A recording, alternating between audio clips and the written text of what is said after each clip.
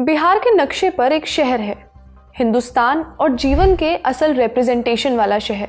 सुख दुख, जीवन मरण, करुणा क्रूरता, उम्मीद, सबका इतिहास भूगोल समेटे एक नाम, गया जी। यहाँ बुद्ध को ज्ञान की प्राप्ति हुई, यहाँ हिंदुओं के पुरखों का पिंडदान होता है। इस जगह ने मगध का विस्तार देखा और विध्वंस भी, बंगाल के क्रूर शासक शशांक का क्रोध देखा, कभी खिलजियों के आक्रमण को भी झेला। ब्रिटिश हुकूमत को चुनौती देने वाली भारतीय राष्ट्रीय कांग्रेस का अधिवेशन देखा। यही स्वराज पार्टी की नींव भी भरी गई। सालों से निरंतर यहाँ के पंडे हिंदुओं के पुरखों का तर्पण कराते आ रहे हैं। बुद्ध के अनुयायी यहाँ मध्य मार्ग का अनुसरण सीख रहे हैं। तो आज जानेंगे क्या है इस प्राचीन शहर का इतिहास। दो नाम एक शहर या एक शहर के ही दो नाम। कौन था वो राक्षस जिसके नाम पर भारत का सबसे पवित्र क्षेत्र बना। क्या है सीताराम जी से इस शहर का नाता। नमस्कार, मेरा नाम है श्रुति और आप देख रहे हैं ऐतिहासिक किस्से कहानियों का हमारा रोजाना का कार्यक्रम तारीख। और आज बताएंगे ज्ञान और तर्पण की स्थली बिहार के गया जी का इतिहास। Brought to you by Mrs. Bectors. Mrs. Bectors Cremica Non-Stop Biscuits. Crunchy Jeera Bite, Non-Stop Delight. गया के अतीत के पन्ने हमें हजारों साल पहले ले जाते हैं, लेकिन इसकी शुरुआत हम फ्लैशबैक से करेंगे। 19वीं सदी के दौर में बिहार बंगाल प्रांत का एक हिस्सा था। साल 1865 बंगाल प्रांत में बिहार वाले हिस्से के लिए ब्रिटिश हुकूमत ने एक गजट जारी किया। रामगढ़ जिले से काटकर एक नया जनपद बनेगा, गया। तब एक ब्रिटिश अफसर हुआ करते थे, अलेक्जेंडर कनिंघम। कनिंघम हिस्ट्री में इंटरेस्ट लेने वाले आदमी थे। ये वो शख्स थे जिन्होंने ASI यानी आर्कियोलॉजिकल सर्वे ऑफ इंडिया की नींव तैयार की। जैसे भारत के भूगोल को समझने के लिए स्कॉलर प्लिनी ने अलेक्जेंडर सिकंदर का अनुसरण किया था, वैसे ही कनिंघम ने चीनी यात्री हुएन-सांग की यात्रा को अपना आधार बनाया। रोचक और अनकहा इतिहास आधार की तरह काम करता आया है। खैर, 1861 यानी जिला बनने के 4 बरस पहले कनिंघम ने गया का भी सर्वे किया। जब ASI की पहली वॉल्यूम आई तो गया और बौद्ध गया के चैप्टर्स इसके सबसे शुरुआत में रखे गए। इसी रिपोर्ट के हवाले से कनिंघम लिखते हैं, गया के सबसे प्रमुख स्थानों में विष्णुपद मंदिर है जो गयासुर नाम के राक्षस से जुड़ा है। जब सभी देवी देवताओं से भी गयासुर नहीं सधा तो विष्णु ने अपने पैर से उसे दबा दिया था। दरअसल ये किस्सा पौराणिक साहित्य का भी हिस्सा है। वायु पुराण में गयासुर की मिलती जुलती कहानी मिलती है। गयासुर की कहानी को डॉक्टर राजेंद्र लाल मित्रा ने बुद्ध धर्म से जोड़कर पेश किया है, जिसे दबाने के लिए ब्राह्मण ग्रंथों में विष्णुपद का वर्णन जोड़ा गया। अपनी किताब बुद्ध गया द हर्मिटेज ऑफ शाक्य मुनि के अनुसार गयासुर और बौद्ध धर्म दोनों ने मोक्ष को बहुत आसान बना दिया था।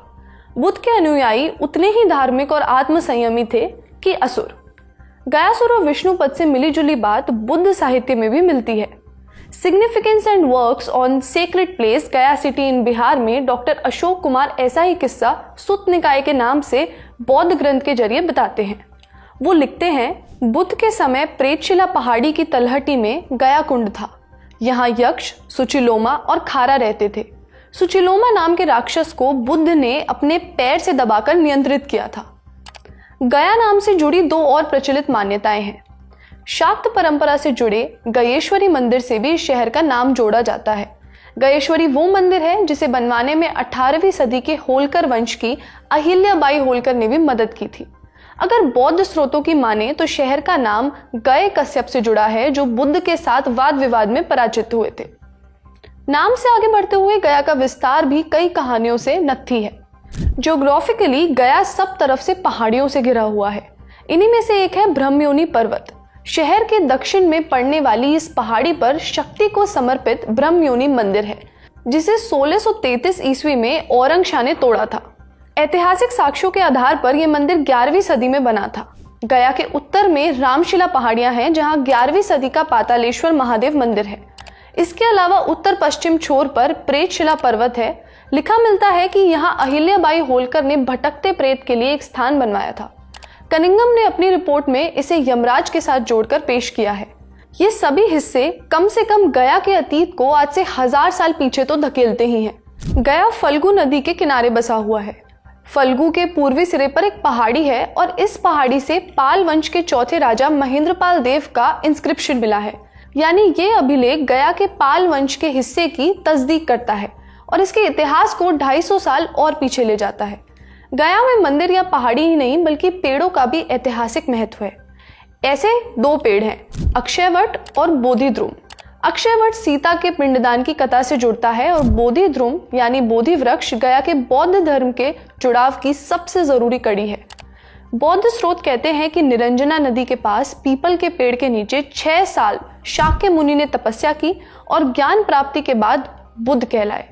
ये निरंजना नदी फल्गु का ही नाम है और वो पीपल का पेड़ बोधि वृक्ष। अपनी मेमोइर सी यू की में 7वीं सदी के चीनी यात्री हुएनसांग ने इस पेड़ को कुछ ऐसे बताया था। इस स्थान पर एक बोधि वृक्ष है। कुछ साल पहले गौड़ शासक शशांक ने मौजूद पुराने पेड़ को काट डाला था।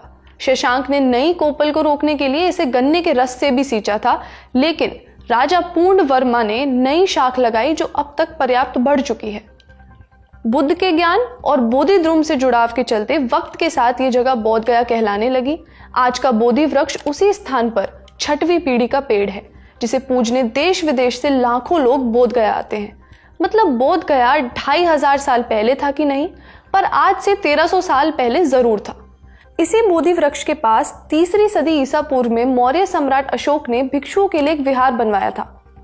आज ये जगह भव्य और विशाल बोधि मंदिर में तब्दील हो चुकी है। बोधि मंदिर अपने आप में एक शानदार कलाकृति है। ये बौद्ध संरचना बनावट में किसी उत्तर भारतीय नागर शैली मंदिर की तरह ही है। इसमें ऊंचा चबूतरा, आमलक जैसे फीचर्स मौजूद हैं। ये मंदिर ईंटों से बने शुरुआती मंदिरों में से एक है। इसकी संरचना करीब 5वीं-6वीं सदी के समय की है, लेकिन इसकी बाहरी रेलिंग शुंग काल तक और पीछे ले जाती है। इसके साथ साथ नागार्जुनी और बराबर की गुफाएं भी गया की 3री सदी ईसा पूर्व तक होने की सनद देती हैं। इन साक्ष्यों के हिस्से से गया के इतिहास की 2500 बरस की यात्रा पूरी होती है। मामला यही नहीं रुकता। वैदिक काल में आर्य उत्तर पश्चिम से गंगा की तरफ बढ़े तो उन्हें आज के बिहार में कीकट राज्य से चुनौती मिली थी। कीकट राज्य की पहचान आज के मगध डिवीजन से होती है।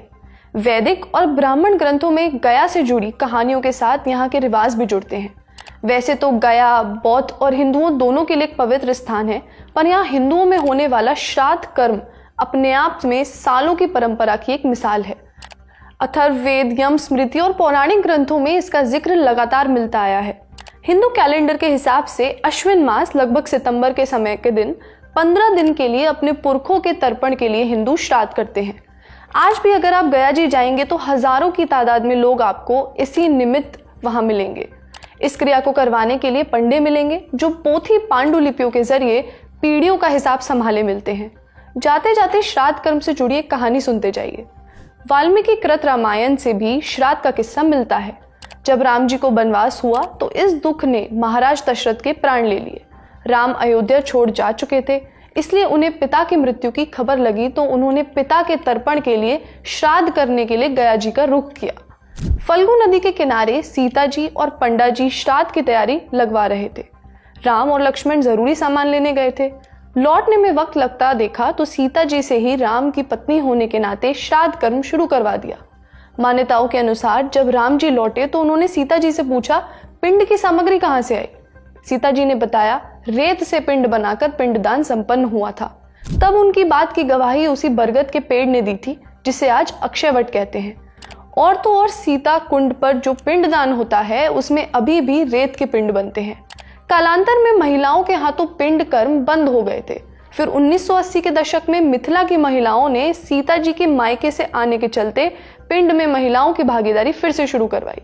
हो सकता है कि आपको लगे कि किसी रिवाज के अतीत या साहित्य के आधार का भला इतिहास से क्या सिरा, लेकिन 1922 कांग्रेस अधिवेशन के अलावा भी गया का एक इतिहास है जो कुछ किस्सों, कुछ पौराणिक कथाओं और कुछ ऐतिहासिक सनदों से जुड़ता है।